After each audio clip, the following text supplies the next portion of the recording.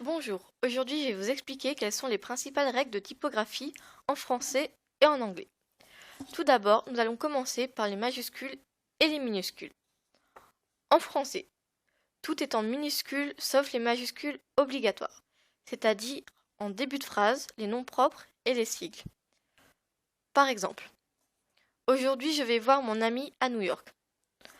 Aujourd'hui prend une majuscule au début car c'est un début de phrase. New York prend des majuscules car c'est un nom propre, une grande ville. On peut noter que New York prend un N majuscule à nous et un Y majuscule à York.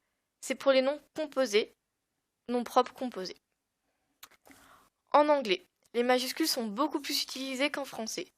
Pour les noms propres dérivés, c'est-à-dire les nationalités, les religions, les titres, comme Premier ministre, Reine d'Angleterre, et les sigles. Par exemple, The Queen of England. Il y a une Q majuscule à Queen, parce que c'est un titre, et England, parce que c'est un pays. À French, vu que c'est une nationalité, on met aussi une majuscule. Maintenant, les espaces.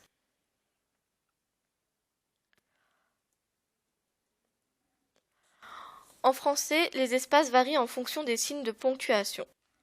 Et ces signes-là sont souvent peu connus. Donc voilà pourquoi je fais aussi cette vidéo.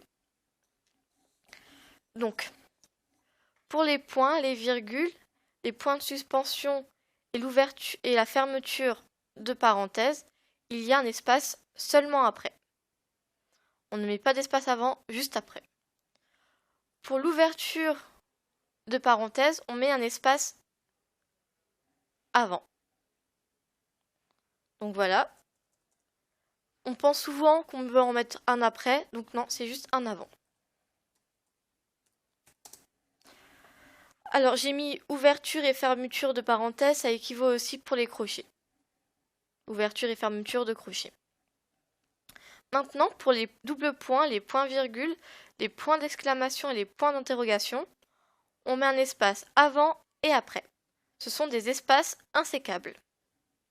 Tout simplement. Alors en anglais, c'est un petit peu plus simple. Il n'y a pas d'espace avant le signe de ponctuation. Seulement après. On ne peut pas faire plus simple. Maintenant, nous allons passer au nombre. En français, on sépare les décimales avec une virgule. Par exemple, 13,33. Les milliers, on les sépare avec un espace. Par exemple, 87 800. Et les ordinaux, premier, deuxième, troisième, etc. En anglais, les décimales sont séparées avec un point. Donc, 13,33, qui en fait signifie 13,33. Les milliers sont séparés avec une virgule. 87,800, qui signifie 87 800. Les ordinaux, c'est tout simple.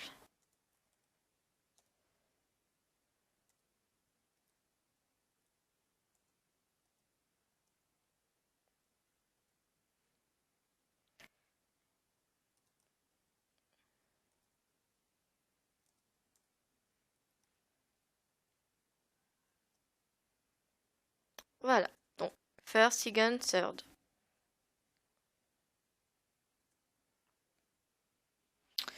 Donc voilà pour ma petite vidéo, j'espère que ça vous a plu et à la prochaine fois. Merci.